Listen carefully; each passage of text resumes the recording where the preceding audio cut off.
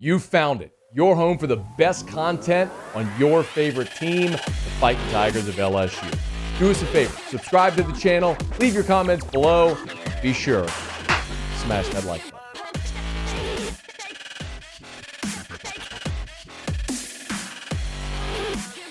LSU had an open practice today. Obviously, this was the first time we got to watch practice since Miles Brennan's departure. So it was, well, let me rephrase that.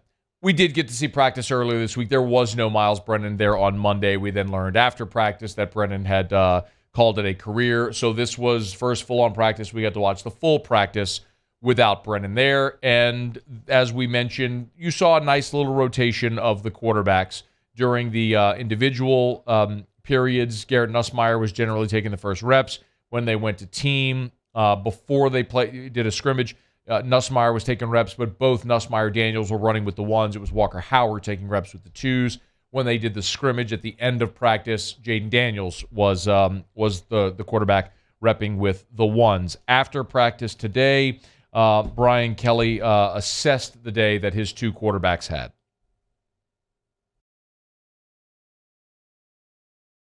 Distribute the football timely, protected themselves. I thought yesterday we made some untimely errors. We threw a couple of interceptions in the red zone, which, you just can't turn the ball over. I thought that they were very good with the football today. I don't like talking about managing because managing gets, a definition of they're just, doing well enough to get by. They were smart with the football today. They made plays, and I thought did a really good job of operating. So he's, again, trying to avoid the game manager sort of slogan, which neither was that. I'm very comfortable in saying with what we got to say, you would not look at either one of those guys and say they're just managing the offense. Nussmeier threw a couple of beautiful balls into the end zone during the scrimmage. Jayden Daniels made a brilliant play on the right sideline on a pass to Jure Jenkins. He was very efficient, converted a third down through the air, ran for 15 yards on a scramble. These were not two quarterbacks today that were managing the game. These were guys that were out there making plays. Nussmeier threw a beautiful touchdown pass to Jure Jenkins on the last drive and would have had the 2-point conversion, but for a drop from Brian Thomas. I did the best I could cobbling together statistics. Again, I had my notebook and I tried to chart every play of the scrimmage. But keep in mind, we weren't in a press box, couldn't see the whole field, standing behind players at times, blocked view, but I did the best that I could. 5 drives in all. Daniels ran with the first team, and then Nussmeier ran with the second team. Then when the first team went back out there, Daniels was first, and then Nussmeier took over halfway through that drive.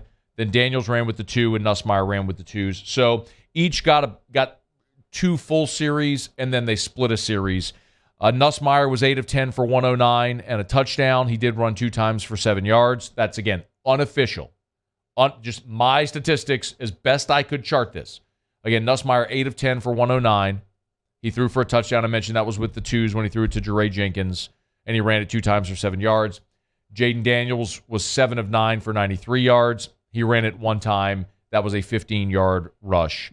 Jayden Daniels led with the first team, the first drive, a 7-play, 70-yard touchdown drive where they went right down the field. 15-yard completion to Jure Jenkins, a 7-yard run by Armani Goodwin.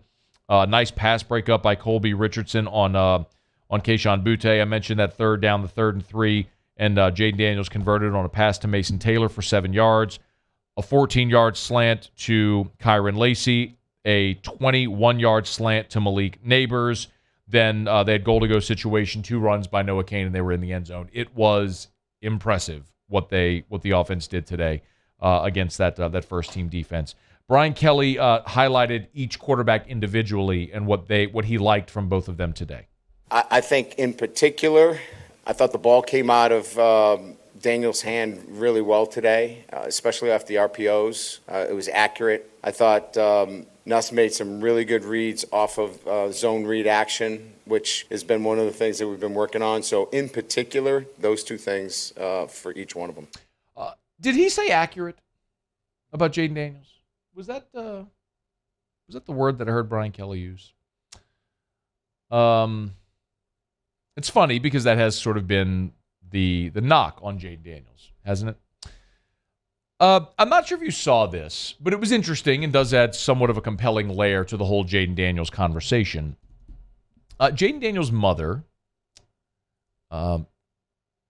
did a Twitter Spaces, and her name, by the way, is Regina Jackson. She did a Twitter Spaces and talked for about 2 minutes about her son's situation. And I'll let you hear what she had to say. I might pause it as we kind of run through this. It's 2 minutes and 20 seconds. I might pause it and talk a little bit as we run through it. But again, this is Jayden Daniels' mom, Regina Jackson, who kicked the anthill a little bit with some Arizona State fans because of some of the comments that she made. Here you go. It all goes down well because we weren't able to quarterback. Forgive me, I'm sorry. We had something else open there. Let's try that again. We wish them well because we weren't able to speak when we left. We just had to let it go. And so they feel some type of way. And I understand. I'm a businesswoman. I understand. However, LSU probably gained a lot of Arizona State fans because they just waiting for him to fail. And it's okay. Like he's got to play for nobody. And at the end of the day, he's putting in the extra work. I can tell you one thing, he's probably worked out with his quarterback coach more since he's been at LSU than he did when he was in Arizona State, and that's in California. So, I mean, that's interesting, saying that Jayden Daniels has worked out more with Joe Sloan than he did with the Arizona State quarterback coach, and obviously there was proximity. Who's in California, where Jayden Daniels is from. That's certainly a big hat tip to Joe Sloan for helping bring along Jayden Daniels. But the other thing she says, as she continues here, is about the accuracy. Give a listen. Dedicated, he's devoted. We hear it, I read it all, and like I tell him, if there's the perception is reality. So if they say you are inaccurate, we're going to work on it. And I could tell you right now, everybody he's worked with, he works with the quarterback coaches, Jordan Palmer. He's with 3D QB, who has Jameis Winston, has Matt Ryan, Matt Stafford, Justin Herbert, all these people they work with. And no one's, saying the things that we see, that we see. It all goes down to chemistry.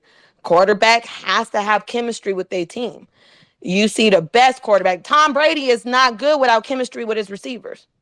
He's going to put the ball there, but if they running the wrong routes and they doing stuff, what is he supposed to do? And the line, All right, this is the other part so she mentions that he's worked with the quarterback coach, Jordan Palmer, 3D QB. None of the people he's working with are saying anything about his accuracy. Again, we'll see. But this is the point where she starts to talk about the team at Arizona State and the line, the offensive line that he had, et cetera. Here you go. Don't want to run. He's been at Pac-12 lines that just collapse. And, they're good kids, great kids, and we love them all. But he's not going to sit there and take 60 sacks, guys. He's not going, at one point, he's not going to get up. And I can tell you, for him being wiry, you can ask Florida State. And you can ask Washington. You can ask all these people. I don't know how he does it, but he does it. Michigan State, he turned back around, as a true freshman. He's not scared. He's not scared at all. He's not scared to go out and win. But he needs a team to help him. And this is the team he chose. And, those kids believe in him. And he believes in them. And I think y'all going to see a different end result. Very interesting from Regina Jackson. So, said they wish Arizona State well.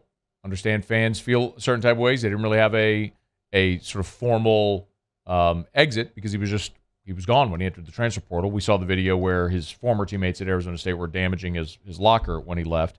But the notes there about working with a quarterback coach, working with Jordan Palmer, working with 3D QB who trains. You heard her run through all the quarterbacks that they train, and they're not mentioning the accuracy thing. So we'll see how that all plays out. Talked about chemistry, quarterback with the team. But the other part is saying the Pac-12 line there at Arizona State would just collapse, and he wasn't going to take 60 sacks because eventually he wasn't going to get up. I'll continue to maintain that that's my giant concern on this team, and it's in part why I think you need a quarterback who does have a dynamic running ability, be it Nussmeier or Daniels, and why every practice we're out there, we continue to see everything off of RPOs, every single throwing drill that we watch, the quarterbacks are moving, and it feels almost like you're like a fighter, right? When you're a boxer or you're a fighter, you always move your head, you move the target, because if you let a striker zero in and you're not moving, you're in trouble. And it feels similar here. They're keeping these quarterbacks moving to assist the offensive line, which may struggle out of the chute as they start to build some continuity. So it was interesting conversation there from Regina Jackson, who is Jayden Daniels' mother, as LSU's one step closer now to figuring out who their starting quarterback is going to be against Florida State. Hey, thanks so much for watching. Please leave your comments. I love to interact, and be sure to hit the red subscribe button below.